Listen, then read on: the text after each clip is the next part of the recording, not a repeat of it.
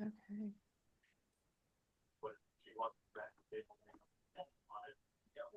There you go. Okay. Good morning, everyone. It's wonderful to have you joining this morning for what we all consider, all of us on this call, consider a very important topic. So a little bit of housekeeping, first of all, housekeeping. If your camera isn't on, would you be kind enough to turn it on so I can feel like we're connected? It's one way to get connected when we're on Zoom is to be able to see one another. And we only need to see the upper part of you. So depending on what your attire is, it doesn't matter. You Except could still be in from your the neck up. jammies. Yes, we'll Yes, take you even in your pajamas. right. We are. Okay. So, and there's Dale Cohen joining us. Hi, Dale. Nice to see you on the call. And you, Sherry, and you, Devorah, and Linda and Patty, of course. And Lydia just joined us. Good morning, Lydia. Good morning, Lydia. Good morning. Just had to unmute there. There you are. Welcome aboard. I can't wait for your presentation. Thank you.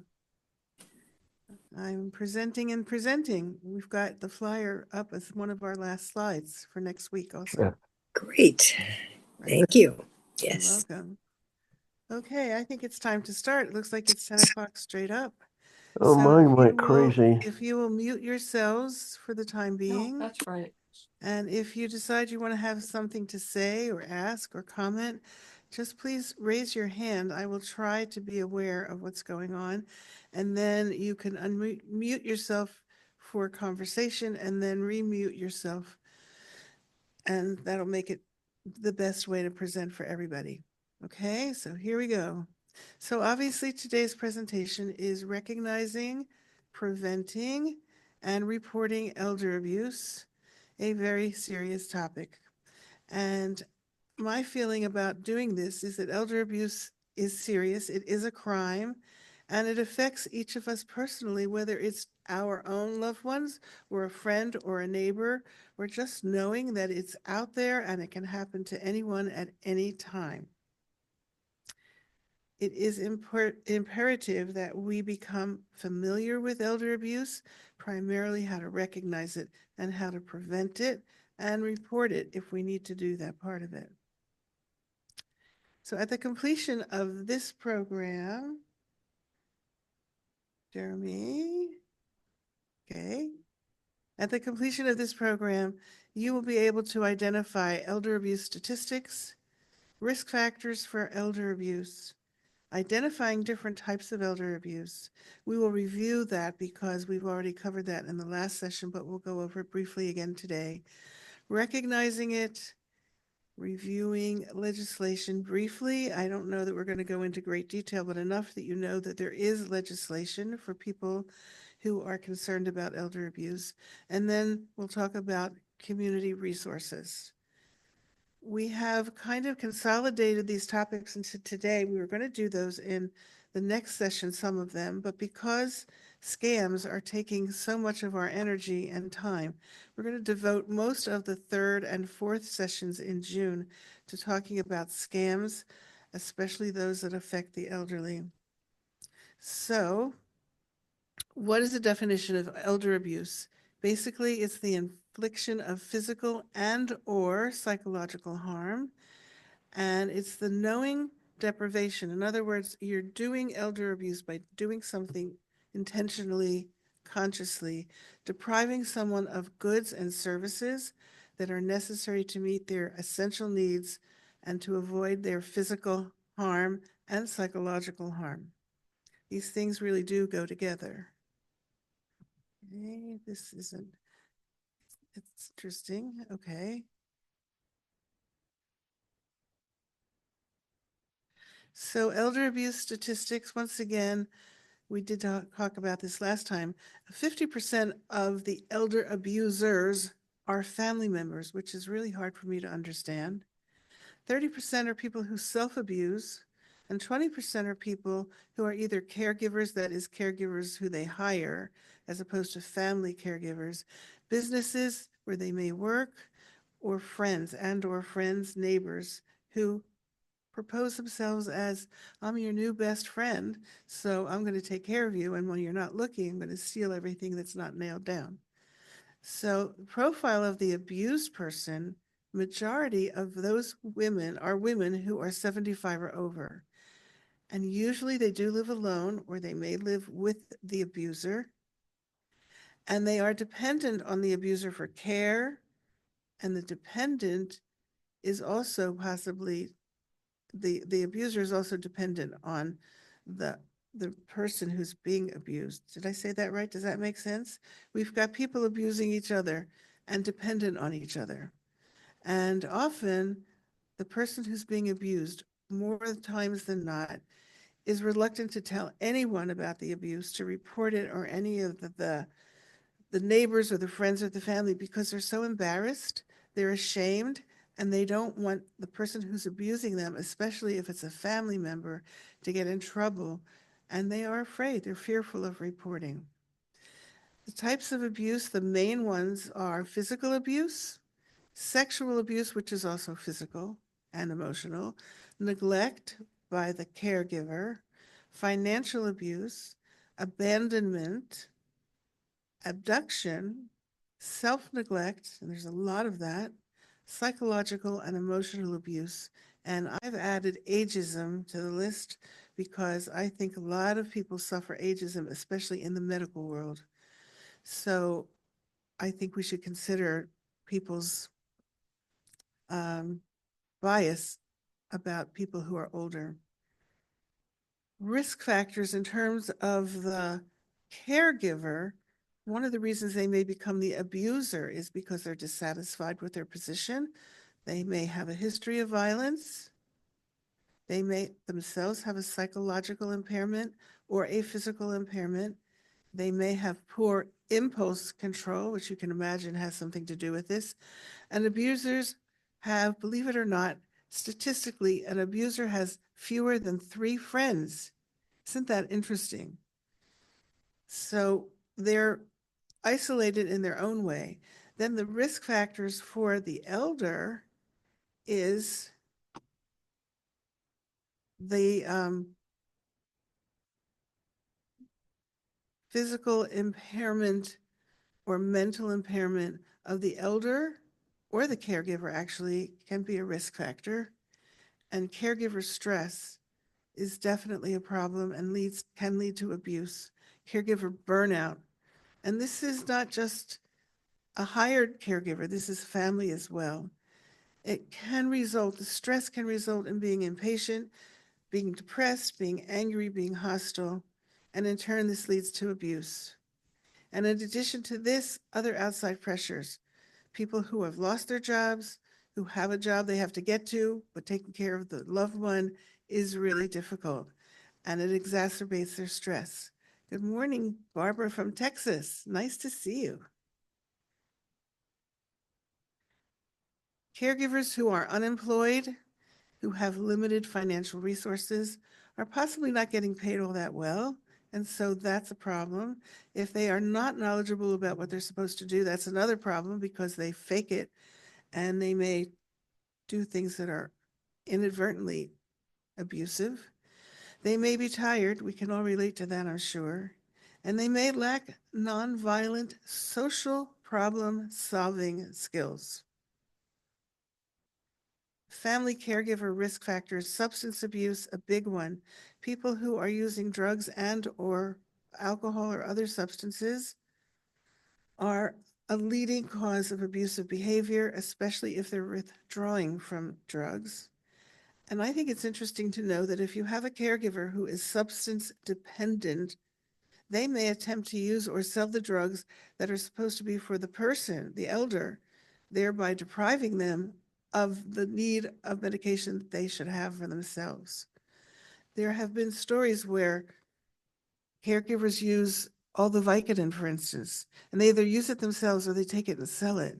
And so then the person who they're caring for has pain, and they might give them an aspirin and tell them it's their pain pill. And when it doesn't work, nobody knows why. And then you go back to the doctor for more pain medication because this isn't strong enough. And you can really harm that person, that elder person.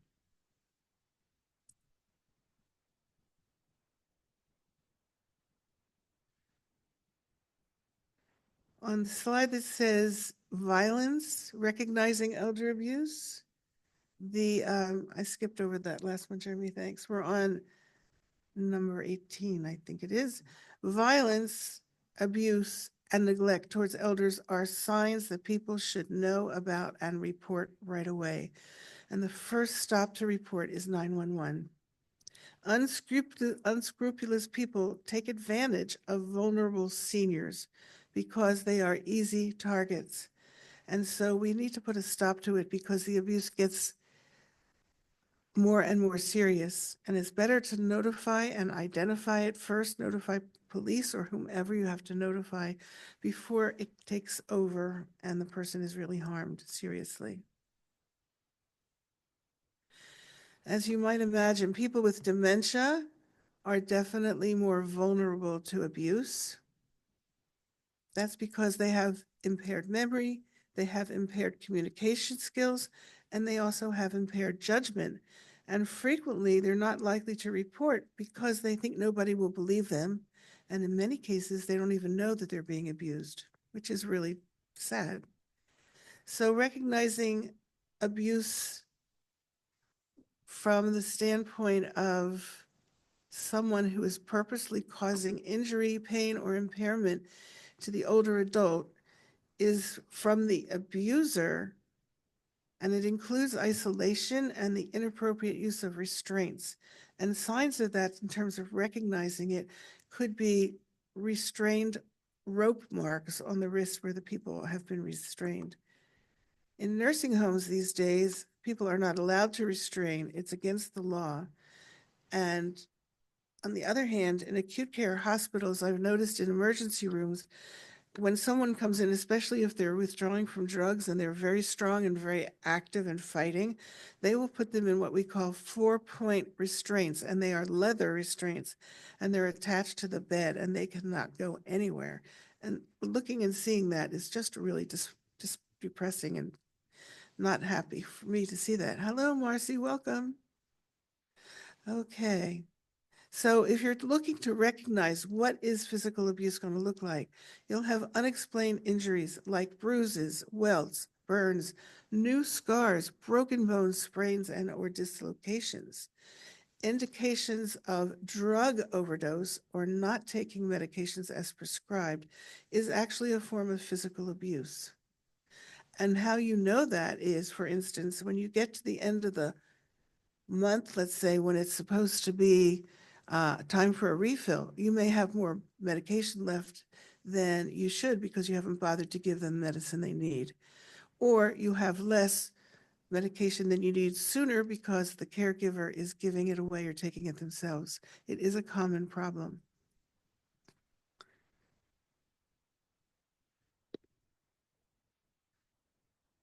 Emotional abuse is part of all of this.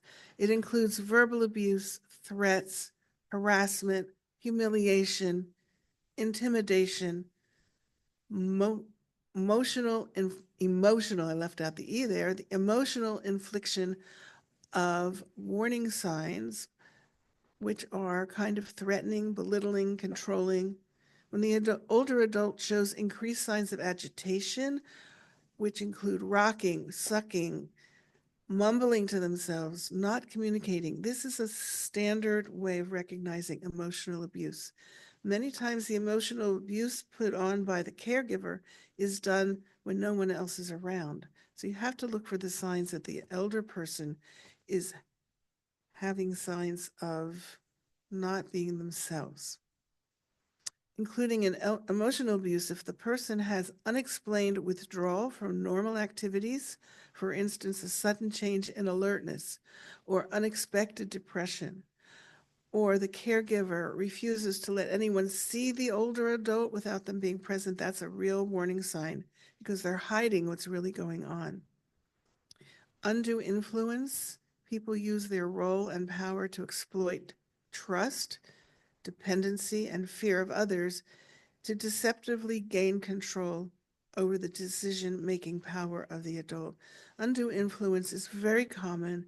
It's oftentimes considered one of the things that's very secretive because you don't see it happening. If you're like a family member and you're not there when the influence is happening, you're not aware of it.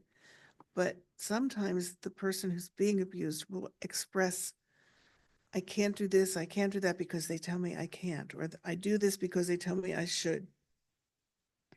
Emotional abuse can be specifically difficult to spot, especially in seniors with dementia. But many of the symptoms are similar to the ones that you would see with people. Some of the abusive signs are similar to what occur with dementia. And if you observe these signs and listen to your instincts, you'll investigate what you think is happening until you're sure that you know what's going on. Hi, Barbara from Israel. Okay, signs of emotional abuse also. Emotional upset, agitation, unusually fearful or depressed. If you see somebody going and kind of going to give somebody a hug and they back away because they're afraid you're going to slap them or hit them, that's a definite warning to recognize there's some abuse going on somewhere. If people are not talking and they're extremely withdrawn, that's another indication that they're being abused. And if the person himself or herself says that they are a victim of verbal assaults, insults, threats, intimidation, humiliation, or harassment, take that warning to heart because it's probably exactly what's happening. Elder reports that others are isolating them from friends and family or regular activities. So if somebody tells you, my neighbor came to visit and they wouldn't let them in, this is something that is isolating and it is emotionally depriving them of socialization, and it's very important. I can tell you personally, when my mom was needing care and had a caregiver who was probably younger than my mom, but when she slept in, when she slept, her snoring was louder than my mom's, for one thing. But she also refused to let in the apartment building where they lived, she refused to let people in. She wouldn't answer the door. And we only found out about it because some of her friends notified us. And that's when we realized there was something wrong with that picture. And one of the things that was wrong with that picture was, unbeknownst to my sister and me, who were being supportive, this person was drinking on the job. And we had no idea. And this is an interesting story. My mom and dad had had 4 or 5 bottles of liquor. They were never touched. And so one time my sister said, you know what, I may as well get these out of here. Nobody's using them. So she went to take the boxes from the closet that had the whiskey in it. And the boxes had a bottle, but the bottles were empty. And so it was the caregivers who'd been drinking, or a caregiver had been drinking. And I tried to report this to the police. This was in Pennsylvania. And when I called to report it, they said, well, the person who's being abused has to report it themselves. And my comment was, if they could report it themselves, they wouldn't need a caregiver. And they refused to take a report. In California, that would not happen. The report would be taken very seriously and right away. Sexual abuse, unbelievably, is certainly prevalent. I think it's more prevalent in nursing homes, but it can also be happening in a private home. And its definition is a non-consensual sexual contact. It includes touching, fondling, any sexual activity that happens when the person is unable to understand or the person feels threatened and is physically forced to comply. This also includes things like showing someone pornography, which can be very upsetting, especially to older people. Sexual abuse warning signs include bruises around all of the parts of the body that might be involved in sexual activity, like bruises around the breasts, the genitals, unexpected vaginal or anal bleeding, and torn, stained, or bloody underwear. Those are all signs of some type of sexual abuse. Neglect or self-neglect occurs when a caregiver fails to provide or purposely withholds necessity like food, clothing, shelter, medication, medical care, and physical assistance, or a safe environment. And when a person does not provide for their own essential needs, that's self-neglect. And we'll talk about that a little bit more. So warning signs of neglect or self-neglect include an unusual weight loss. The person isn't eating properly, doesn't have right nutrition, and possibly dehydration, which, by the way, is very serious, especially in older people and especially in the summertime or in areas where it's hot all the time. Unattended medical needs or untreated physical conditions like bed sores. Nobody should get a bed sore, ever, ever, ever. There's no reason for it. And if you have a person who's getting bed sores, it's because they're not being moved often enough, they're being left to lie in the bed for too long. And if they're older and they're frail to begin with, bed sores are a very serious complication. Unsuitable clothing for the weather. For instance, it's raining here today. If it's cold in the house or you have to take the person out to the doctor, they need to be dressed appropriately because you don't want them to get sick from being inappropriately clothed.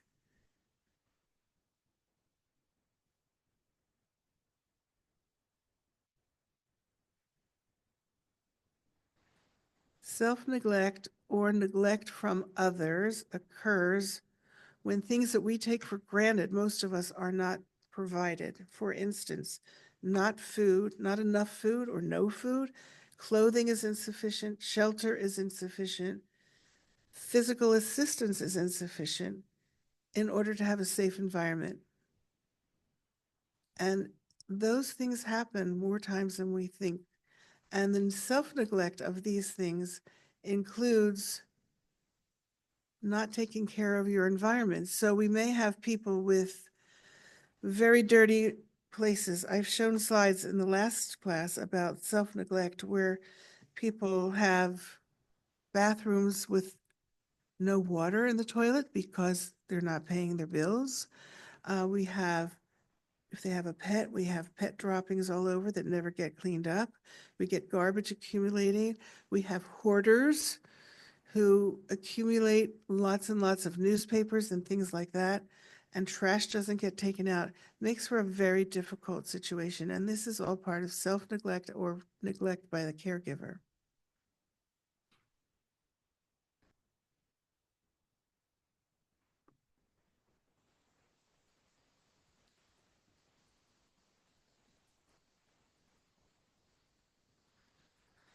The next thing in terms of abuse is financial abuse. We're going to talk about it a little bit here, but in our next two classes, we're going to talk about financial abuse in great detail when we talk about scams, because most of the scams are related to financial things. The financial abuse, however, that we're talking about now is what can happen currently if someone is being cared for. So financial abuse in this case, and a way to recognize it is when someone illegally or improperly uses an older adult's money, property, or other resources, like cashing checks without permission, forging signatures, stealing money and possessions, or coercing or deceiving older people to sign documents and possibly to make a new contract or a new will. So a lot of times when you have a caregiver in the home, I'm talking not a family, well, it could be a family caregiver, but I'm thinking more of a hired caregiver. If they go to the store for the elder person, they should be bringing a receipt back. And when they take money to pay for things, they need to come with a receipt. The elder person may not understand the receipt, so they may think they can get away with taking more money or buying groceries for themselves. One of the other situations I remember with our mother was that we had a caregiver and my sister did all the shopping for the groceries and the necessities in the house and never even asked questions about why is this necessary. She just figured when this person gave a list, that's what they needed. As it turned out, when this particular caregiver, whose name was Sue, I will always remember that, when she left and we hired someone in her place, the grocery bill dropped by 50% because she was ordering groceries and taking them home with her every Friday when she went home for the weekend. That is abuse, and it took a long time to figure that out because we trust people, don't we? That's part of the reason people can get away with things, because we're trusting, especially elderly people are very trusting. And so people take advantage of that. if as a warning sign for financial abuse, if we see things like if we're family, for instance, and we're making checks out for whatever is necessary, and all of a sudden we're seeing a big drop in our checkbook balance, or things like the person authorizes the bank accounts and gets on credit cards and debit cards, that's serious. And so we had an example of this personally when one of our older friends who was in a boarding care facility was being abused, and we didn't know it at the time. But what happened was she had an accountant who was also a friend who was making out her checks and paying her bills. And at one point, the accountant friend said, "You're missing a check in your checking book. Do you know what happened to it?" And she said, "Oh, yes, my new lawyer is taking my accounts over." "What new lawyer?" "Well, here's the story, and it's a very typical abusive story. The woman who was in the nursing home was Japanese, and her native language was Japanese.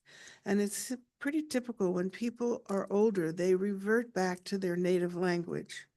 And so she trusted this woman from her community who spoke her language and who said, "I will take care of everything.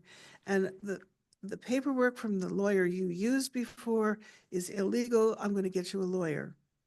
And what they did was they turned over all the assets to this person. And our friend didn't realize what was happening.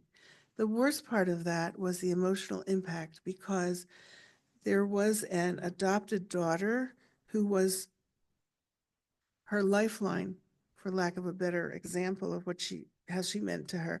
She was like an adopted daughter, and she was very fond of her. And the abuser said, "You don't need to talk to your daughter about this. She's only interested in your money. She doesn't really care about you." So when somebody says something like that, it's heartbreaking. And they believe that because they have no reason not to believe it. Luckily, a few of us got involved and we reported it, and we got the abuse to stop in time. One of the things we had to do was redo the will, redo all of her financial stuff. And it's also interesting to note that when we did this, we had to get the medical people to hold back on some of the pain medication, because if this person had been out of it, the abuser could have said, "Well, she was coerced to change it again." And so we were able to get the nurses who were visiting to lower her medication so that she was more cognizant and aware when the new lawyer came with a caregiver and with a notary to make the changes back to the way they were supposed to be in the first place. It was a very devastating situation for this woman who was in her 90s and thought she had everything handled, and then turned out it wasn't.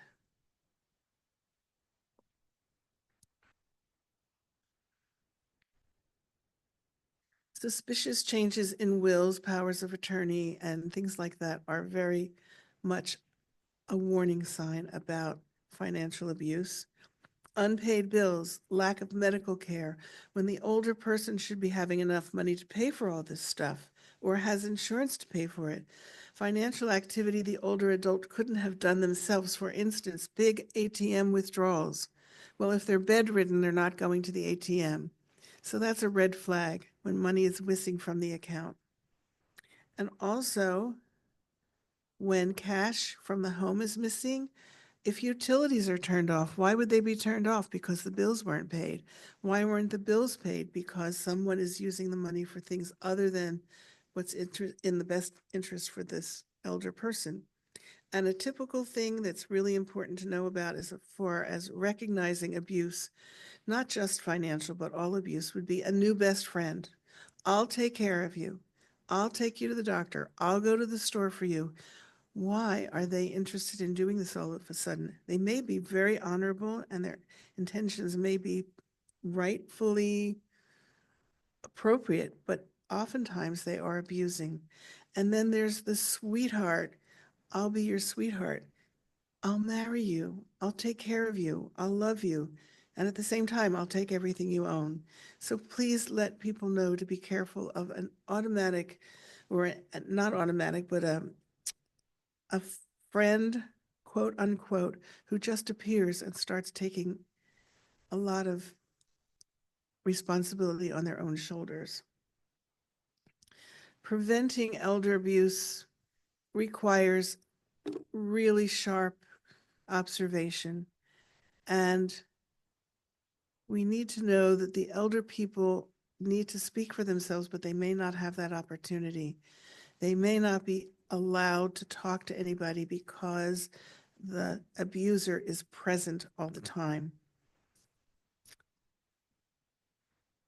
Family members or caregivers may blame the elder person. For instance, if they're incontinent, they might say, you're doing this on purpose. You're doing this to make me upset. You're doing this to give me more work. Where 99% of the time, that's never the case. So when people are the caregivers, whether they're personal, family, friends, or hired, any type of aggression, any type of threats is abuse. And if the person has a history of abuse, like a family member who has drug problems, there's probably abuse in that history, and that's something to be watching for. And isolating that elder person from family, friends, is really a trigger for depression and for withdrawal from talking about things. So it's important to be aware of what the risk factors are. So the next thing is, how do we prevent elder abuse? It's important to promote social attitudes against elder abuse. I think there are many people who don't believe it's a thing, but it is very much prevalent in our society. It's also important to know that any one of us at any age can be abused. We know about child abuse. This elder abuse can be happening at any age a person is an adult. It is, though, more prevalent in the more senior population. And none of us should be exposed to that at all. So positive steps to preventing elder abuse include educating people, which is part of what we're doing today, increasing the availability of respite care. Respite care is a means of giving a caregiver a break from the 9 to 9, 24-hour-a-day care, which gets to be very draining emotionally, physically. And so it's important, if we can find respite care, to have it included in the overall activities of what's happening around this person. So in other words, the elder needs respite maybe, but the caregiver definitely does. And if we know of agencies that will give us respite, or a friend, even if it's for a short period of time, even if it's for the person to go out and take a walk around the block, it's really important to have some relief from the constant responsibility that we have if we're the caregivers. It's important in preventing abuse to have counseling and treatment to cope with personal family problems that contribute to abuse, such as financial problems. And respite care, back to that for a minute, respite care can be free. It can also be something that you can get through insurance sometimes. I know there's the Rio del Oro program here in Sacramento that does have respite caregivers who can be taken for 4 hours at a time, for instance, and it gives the caregiver a chance to leave the house, to get some shopping done, to get their hair cut, something like that. It can be mundane, it could be essential, it could be a doctor's appointment.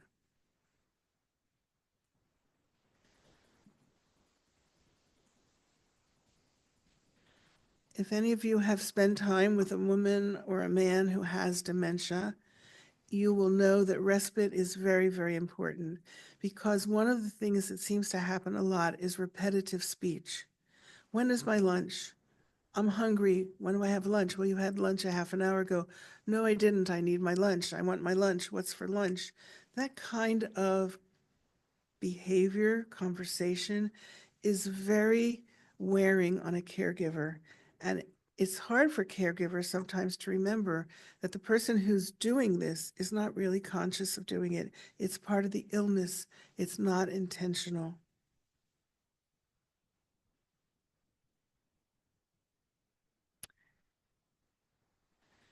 So along with respite, if we can have social contact for support for the elderly person, for the family members, as well as for the professional caregivers, all of that is really very helpful to prevent abuse.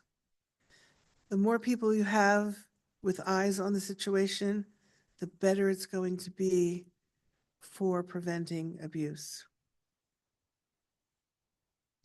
And as the next slide says, tensions are less likely to reach unmanageable levels when we have a social circle. Support groups are another way to support the people who need support, having people to talk to who might be in the same situation as the current caregiver. And many times, families in similar circumstances can band together, share solutions, and help to provide respite for one another. Abuse is less likely to be unnoticed if there are people around, but it won't be noticed if it's going on because you have a clever abuser who keeps that person isolated. It's really a difficult thing. Counseling is also helpful, and this is an important thing that we used to teach to our caregivers. When you go into a home as a caregiver and the family dynamic is anger, abusive, yelling, nothing, no kindness, we can't necessarily change a lifelong pattern when we go into a home as caregivers or visitors. So we need to be aware that sometimes things are happening that are beyond our control. And last but not least, in terms of one of the more drastic things about preventing elder abuse is helping that person to relocate. Maybe taking that elder out of the home where the abusers are the caregivers and moving them into a facility, skilled nursing, assisted living, maybe moving them to live with an adult child or grandchild, which would be a safer setting and a safer environment. And a nursing home might be preferable to living with children, as a matter of fact, because supposedly and hopefully people who are working in the long-term care industry are more able to handle the frustrations, and they are not there for 24/7. They're there for a day or a shift, and so they get respite just by virtue of the fact that they are not living in. So on this slide, I just wanted to show you because I think it does demonstrate the anguish that a person might have if they're being abused, whether they're being isolated, whether they're being physically, emotionally, even financially abused. It really does take a toll. So I thought I would mention to you that there is legislation. You don't really need to know the number, but it's AB Assembly Bill number 40, which was enacted in 2012. And it establishes various procedures for reporting, investigating, and prosecuting those people who are abusing adults or dependent adults. And if you remember from last time, an adult is considered someone over 65, but a dependent adult is someone from age 18 to 64, and they have the same protections as a senior person does. AB 40, this legislation, which is state of California, requires mandated reporters to report known or suspected instances of elder abuse or dependent adult abuse. It requires that people make authorities known about what's going on. If you are a mandated reporter and you're working in the healthcare industry, you can be fined and imprisoned if you don't report abuse when you know it's there. And actually, you don't have to know for sure. What you have to know is that it's suspected or somebody tells you about it. And so when that is the case, you're required to report it, whether or not it is something you've seen or heard yourself. There are various procedures for reporting, and these procedures depend a lot on how serious the abuse is. If it's something that's called serious bodily injury, it means the injury may be life-threatening, requiring hospitalization. If you know about something like this, it's required that we submit this information within 24 hours or sooner. And you can submit this to the authorities by calling 911. You can call Adult Protective Services. We'll show you that in a minute. And hopefully we can put an end to it before it gets too serious. So now I have for you a case study so you can get an idea of what some of this looks like. This is Cynthia. Is she on the screen? There she is. Hi, Cynthia. So Cynthia is a 93-year-old woman with diabetes. She's lived in the same home for 60 years. She recently let her granddaughter, Carol, and her boyfriend, Kyle, move in with her to provide caregiving assistance in exchange for rent-free housing. Do you see a problem already? Carol, the granddaughter, convinced Cynthia to add her to her checking account to help her pay bills. Carol is also trying to convince Cynthia to sign over the deed to the house in order to allow Carol to make house payments and generally run things more smoothly.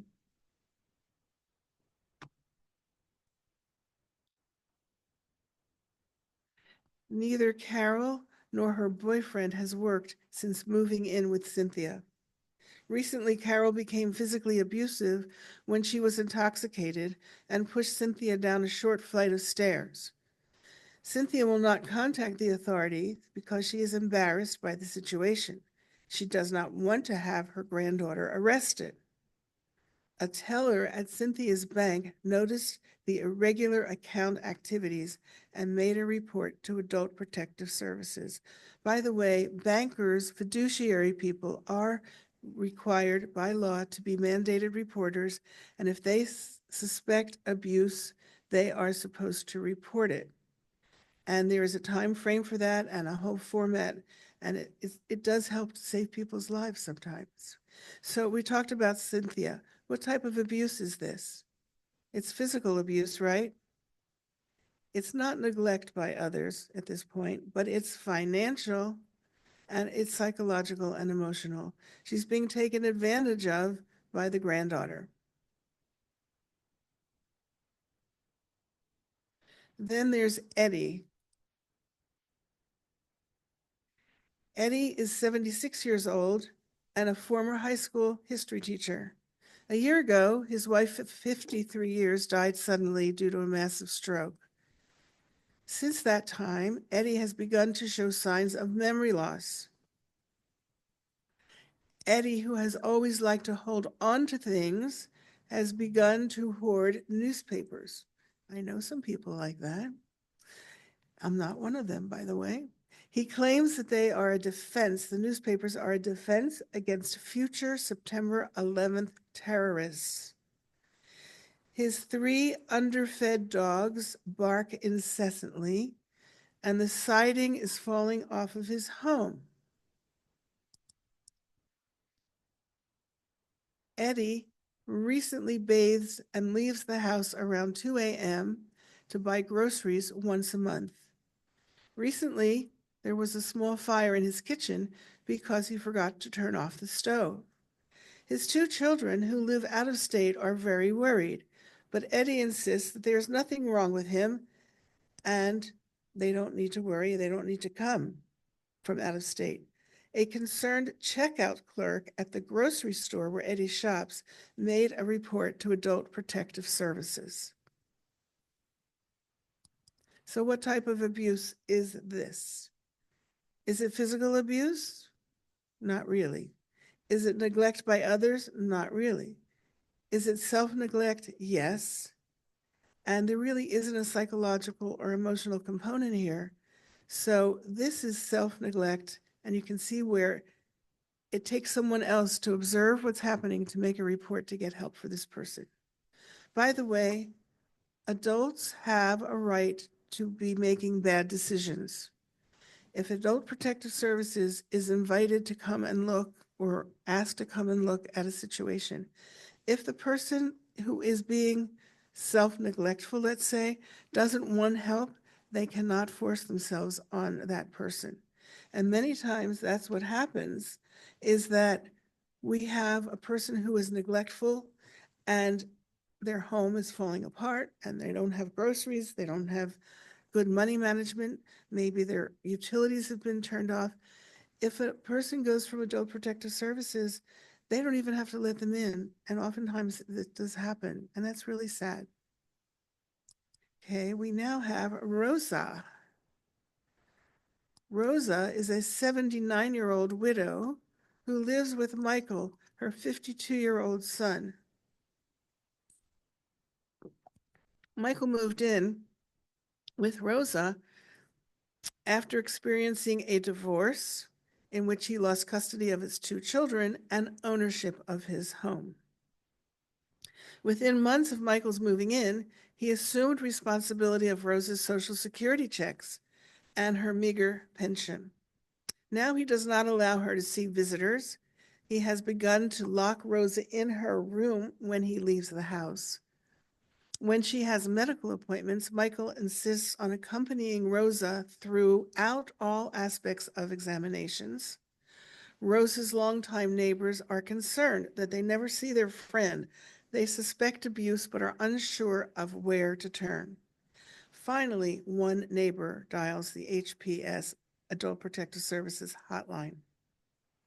So what type of abuse is this?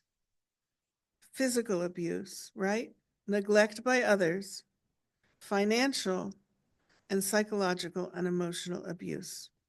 Pretty serious stuff. So we're talking about Adult Protective Services. That's part of community resources. Adult Protective Services will generally help people who are living in the community. There is the Long-Term Care Ombudsman. There's the Area 4 Agency on Aging. There's the California Department of Public Health, Licensing and Certification, and there's always law enforcement. The Ombudsman is responsible primarily for abuse reports in nursing homes, long-term care, as well as assisted living. Area 4 Agency on Aging is basically a resource. And by the way, they have prepared a huge amount of resources, handouts for us. And since we're on Zoom today, I can't give them to you in person, but I am going to leave them here at the library. And they are here for your taking. They are wonderful resources on abuse, on community resources, and even a handout on disaster management in case there's a disaster. The California Department of Public Health Licensing and Certification is part of the government that oversees caregivers, nursing homes, caregivers, administrators, assisted living. And if there are reports of abuse, they definitely are supposed to follow up. They are also supposed to visit unannounced to different facilities to make sure things are going well. And they do an inspection. And let me tell you, it can be very thorough. And usually they'll find stuff. And of course, there's law enforcement. Like I said, there's your sheriff, your police, and if you don't know anything else, you always know to call 911. These agencies will take reports of real or suspected abuse. They will investigate. They will take appropriate action in response to reports. They will educate caregivers and the facilities and the public, and they attempt to solve problems and prevent worsening conditions. Adult Protective Services, by the way, was initiated by a Social Security Act in 1975. Let's hope it continues. APS was a federally mandated program And it is basically a state-by-state run program. It is not a national program. APS is a division of Sac County Department of Health and Human Services, and its mission is to maintain the health and safety of elderly and dependent adults in the community in the least restrictive environment. So going back to my friend who was being abused by the woman who also spoke Japanese, it was a complicated situation because she was in a assisted living facility. But the person who was doing the abuse was from outside the facility.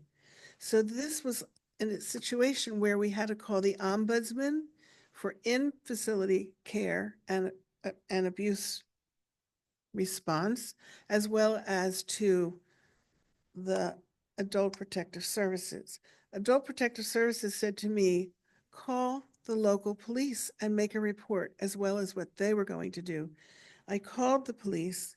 They said, we don't need to take a report. We're not going to do anything about it anyway, which was horrifying to me. And so I made a written report. I told APS that this is what I was told, and it should never, they said, if it were a lost bicycle or a stolen bicycle, we could do something. But for this, there's nothing we can do. I think it was the person on the other end of the phone who was just not interested in getting involved. But it was pretty scary to me. APS, by the way, is not able to force themselves where they are not wanted. We talked about that a minute ago. So if you have someone who is in danger, try APS, but you can always try the police or the sheriffs.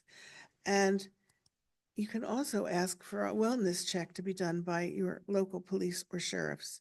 In the area where we live, there is a volunteer, well, they're off-duty police or sheriffs, and they go around and make checks when people are on vacation, for instance. And you could call them and say, I think my neighbor's in trouble. Would you please check? And they would do a check like that. APS worker who believes the elder or dependent adult is incapacitated to the extent that he or she is unable to give or deny consent may petition the court for temporary conservatorship. And many times that is what will get the person some help. Services provided by APS, they do have a crisis intervention 24-hour line, and they do have short-term care case management. They link with other services, and they can arrange for monitoring of the seniors. They can refer to meal delivered services, and nowadays I see meal delivered services online no matter where I look. So I think that's a plus, as long as they're healthy and accessible and affordable. If you would like to report anything to Adult Protective Services or ask for guidance, this is the number to call. 916-874-9377. That's here in Sacramento County. Wherever you are, the number will be different, but there will be Adult Protective Services wherever you live.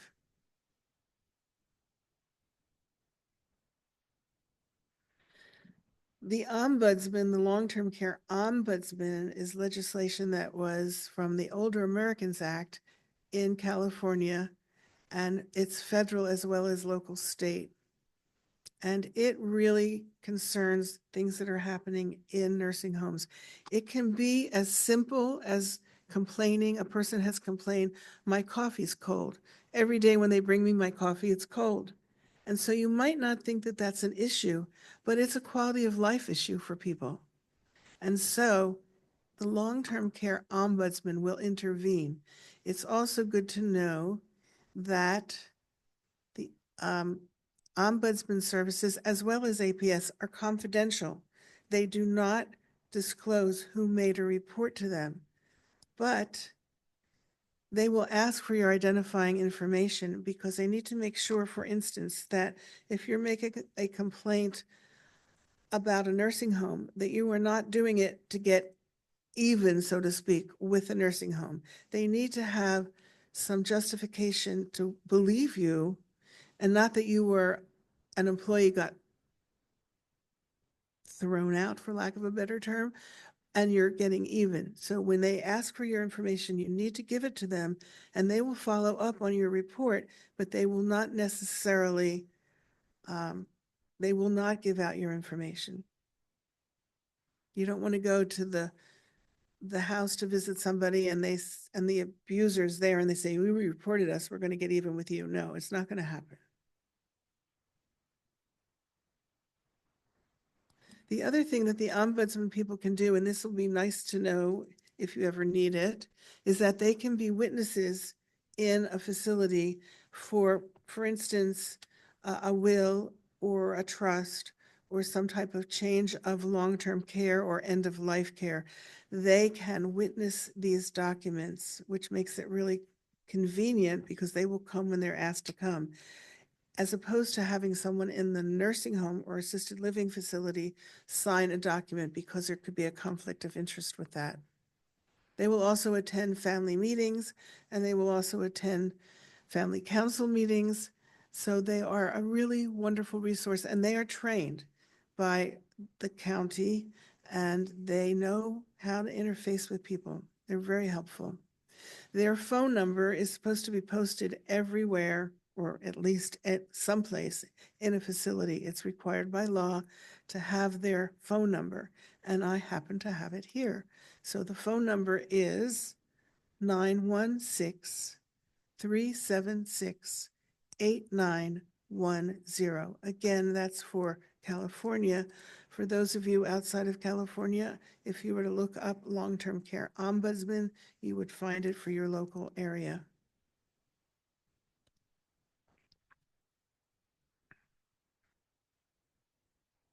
There is a crisis line that's available for 24 hours a day, 7 days a week, if you need to make some type of concern known or a complaint. The California State Crisis Line, which is crisis, I mean, something's really happening that needs urgent attention. The number for that is 800-231-4024. California Department of Public Health goes over education for nursing assistants and administrators, oversees their licensing, and also oversees any complaints that are made.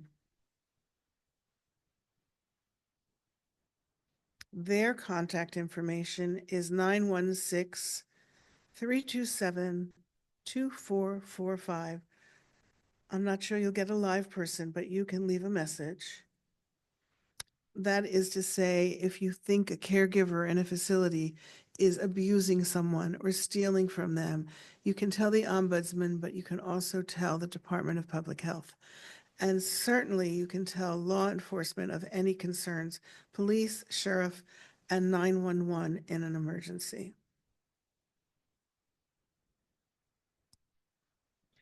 So back to mandated reporters for a few minutes. Mandated reporters don't have to be in a professional capacity. Anyone who has responsibility for an elder is considered a mandated reporter. If there is anything that you are questioning, you need to make a report. Ministers, animal control people who might be at a home looking for an animal, and code enforcement people, financial institutions are also included in. Marcy, can you mute yourself, please? Thank you. Talia, you have a question?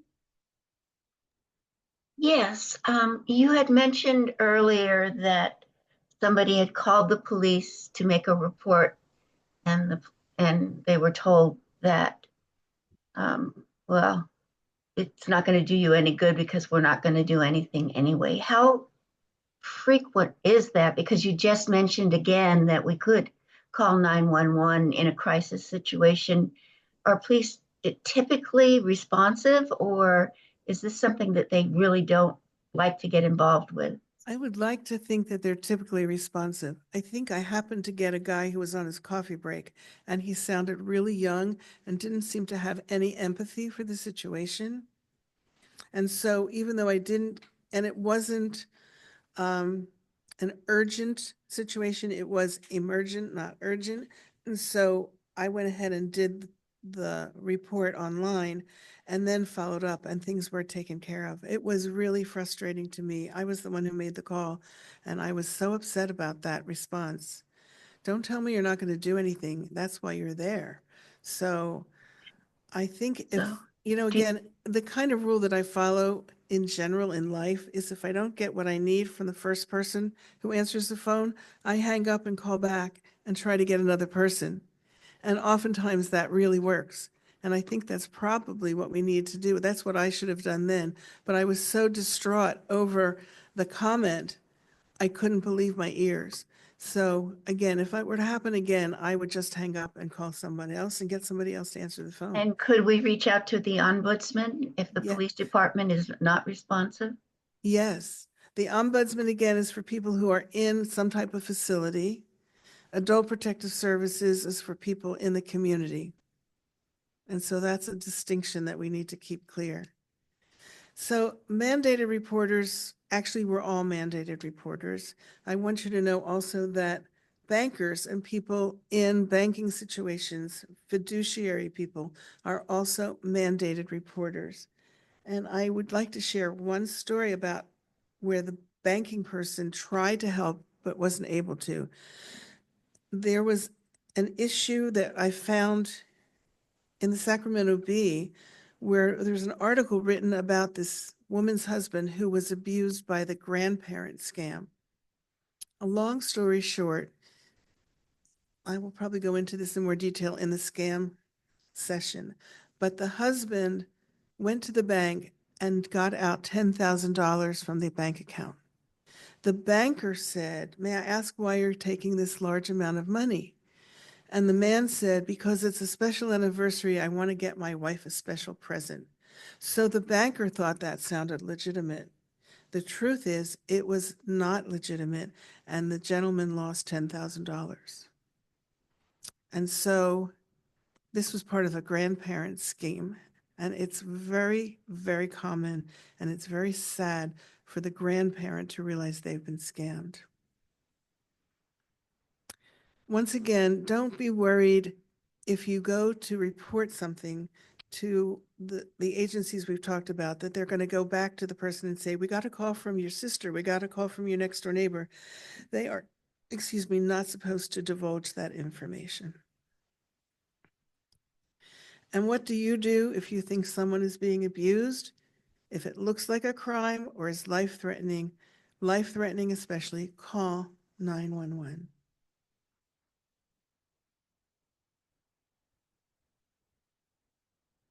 There are many community resources that will be helpful, and I'm going to give you this phone number. It is 1-800-799-SAFE, and it is a national domestic violence hotline. As we said earlier, the majority of abuse takes place in the home with family members. So this is kind of an important number to keep handy, all of these numbers to keep handy in case there's an issue.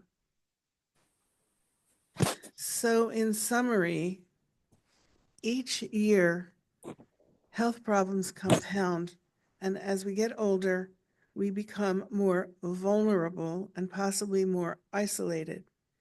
So as an example, for instance, in Child Protective Services, CPS, hopefully children grow out of risk. But in APS, in Adult Protective Services, the elderly grow into risk. And that's a pretty sad comment in my mind. Jude, I have a question. Yes, yes. I'm Trudy's sister talking to you from Israel. Hi, everybody.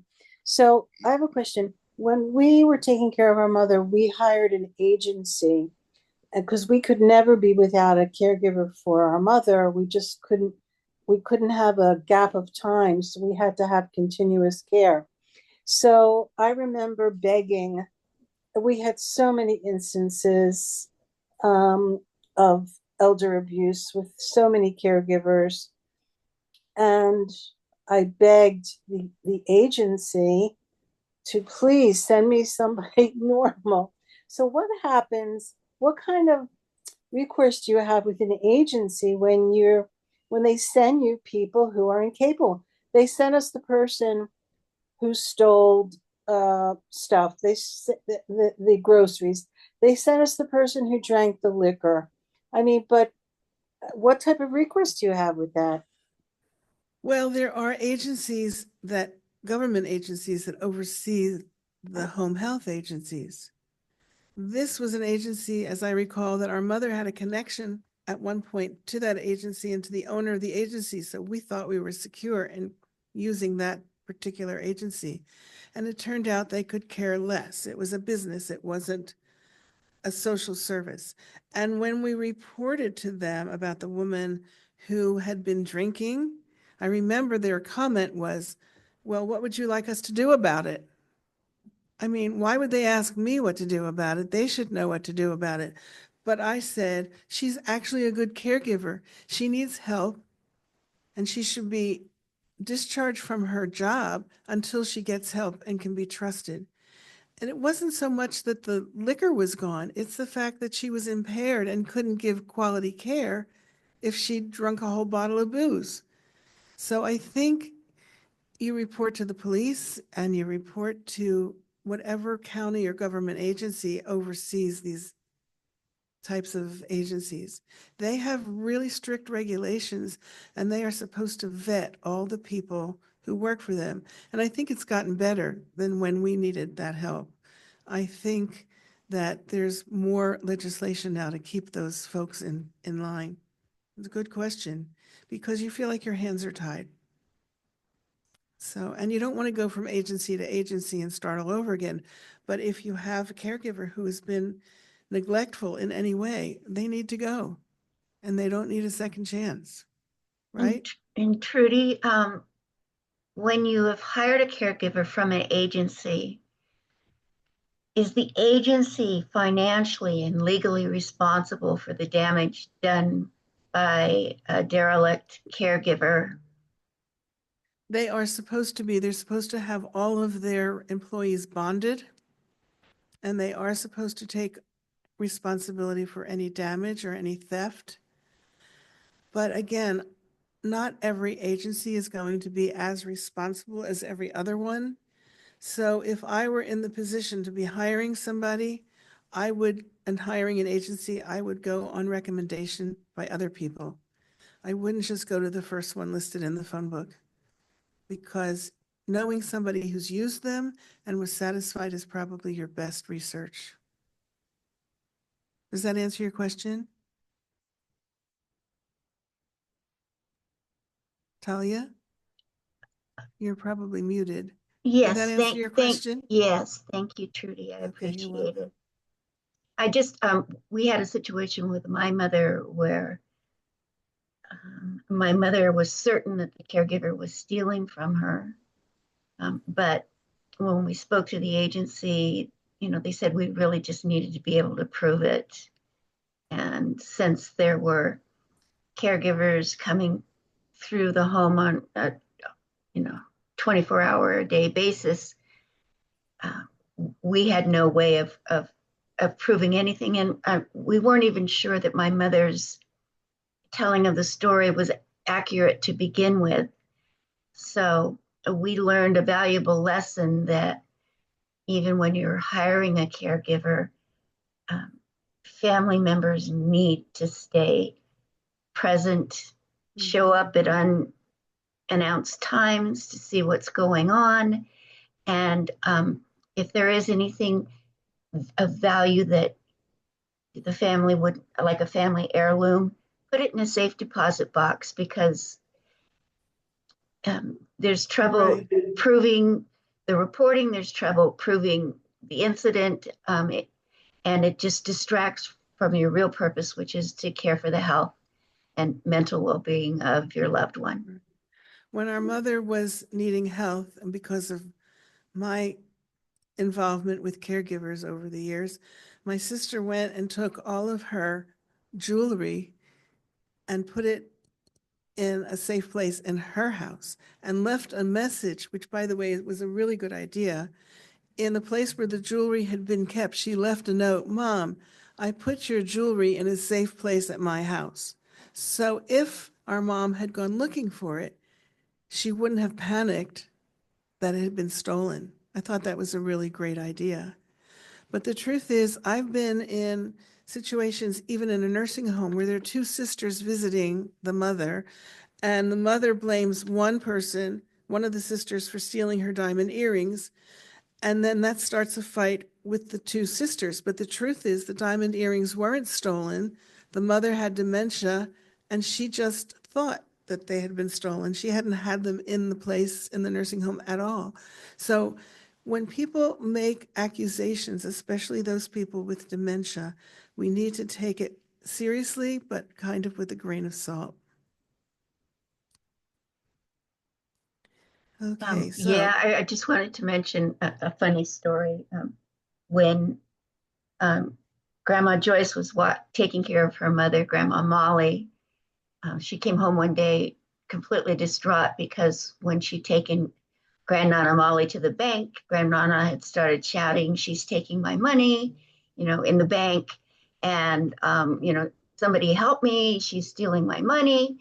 And she had to go through the whole reporting process. And I just laughed and thought that was so cute until I took Grandma Joyce to the bank and she started screaming to the teller, "Oh, she's stealing my money." And I had to be able to prove that I did, in fact, have the unfortunately, the reason to be banker there. needs to follow up on something like that. Yes. They can't just say, "Oh, she has dementia and she's making it up." They can't say that. They have to follow up. And I'd rather be overly cautious than not pay attention, I guess I would say. By the way, the Area 4 Agency on Aging has provided us with a generous supply of information, printed materials, and they will be here. They're not here yet because I'm picking them up tomorrow, but they told me it's equivalent to a full printer box of paper. So it's going to take 4 of us to pick it up and to bring it here. But anyway, I think you will enjoy getting these resource materials, and I'm going to leave them here, and whenever the library is open, you're more than welcome to come and help yourselves. So I want to thank you for coming to the program today. The program has been recorded, and if you're interested in getting the recording, or you know someone who missed it and wanted to be here, please let them know to contact Talia Berger, who is wearing the fancy orange head covering, and she will give people the access to the link to the recording so they can watch it, or you can watch it again if you ever want to do that.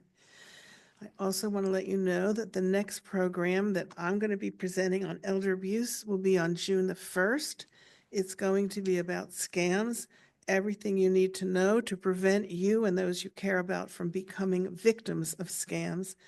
And ever since we talked about doing this program, I've been watching and collecting all the scam information. And every day there's something new and something different and something worse than the day before. So I want to encourage you to please come to that program and tell everybody. And that program may be in person, especially since it will be in June and the weather should be good. And I also would like to mention that next Sunday, there is a program being sponsored by NCJW. I'm actually one of the participants in that program as well. And that program is about dementia and a lot of what you need to know. It is a 3-part program, and we will cover as much as we can in each of those 3 sessions. Do you have any questions or comments? Okay, that program will be here at the KOH Library and Cultural Center also, if I didn't say that. So with that, I say thank you very much for coming, and I hope you got some valuable information today. It's my pleasure to work with you. Bye, everybody. Thank you, everyone. Everyone. Trudy, this was excellent. Thank you. Really appreciate you Thank you. taking all of the time that it took to put this together. And I'll have Jeremy send me a copy of your PowerPoint presentation so that if somebody needs access to the phone numbers and resources, we can provide those. We will Wonderful. keep a copy of the resources that you've been given on elder abuse. We'll keep a single copy in the library so that in the event that down the line somebody needs access to that, we still have that information Wonderful. available. Thank you very much. Thank you. Okay. Thank you, Everybody. everybody. Stay dry. Have a wonderful rest of your weekend. Bye-bye. Bye. Hi, thank you.